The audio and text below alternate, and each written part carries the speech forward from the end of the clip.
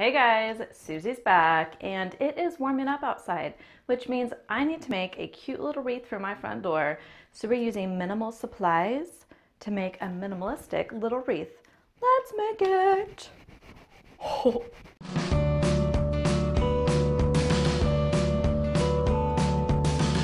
So the floral stems that you use for your wreath is completely up to you and the colors that you're going for. I'm using some Greenery that I found, and I've linked some cool ones in the description below. And they come like this. So what we want to do is use some wire cutters and clip off these little stems. That'll make it a lot easier to strand on a wreath.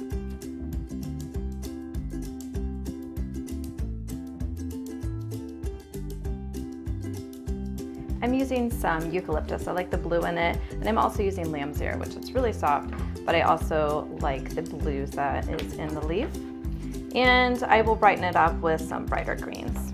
The fuller the bush or the stem that you find, that's gonna fill up more space on the wreath, aka you won't have to buy as much. And if you're cheap like me, that's a good tip to have.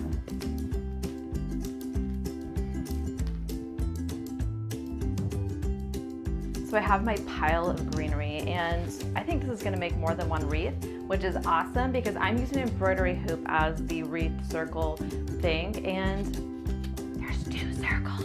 So I can make 2 of these. I'm using a 12-inch embroidery hoop, and you can find these at thrift stores usually for like 10 cents, 25 cents, or you could buy it brand new for $1 or $2. I'm using wires, a thin wire. You could also use floral wire, but I have the stuff laying around, so that's what I'm gonna use. And I'm gonna choose my first stem, and I'm just gonna kind of lay it over it, and I'm gonna start wrapping it up with wire, and I'm just gonna keep going until I feel happy. I'm gonna start off with the lamb's ear, and I'm going to take my wire and just wrap it in a few spots. I could have this as a continuous wire, keep going around like that, or I could cut it and trim it as I need to, whatever works out for you. The floral wire is gonna be green, aka hiding it more, but I'm cheap and resourceful, so I'm just using this. I do what I want. And I'm going to switch it up. Maybe I'll take this eucalyptus, and you don't wanna do it right side by side. I wanna overlap it a little bit. So I'm gonna stick this one in there and continue the wrapping phase.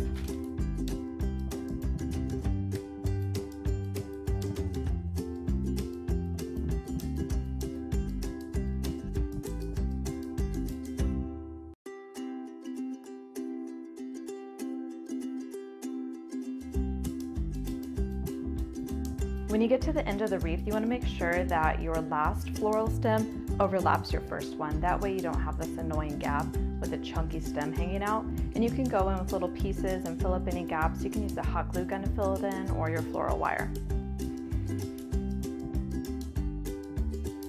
Look how stinking cute that is. If you wanted to keep it more simple, you could always leave some of the wood of the embroidery hoop bare, tie a string around it, add more, whatever you want. But I'm gonna go hang it up on my door, and because you really wanna see me do that, let's go together.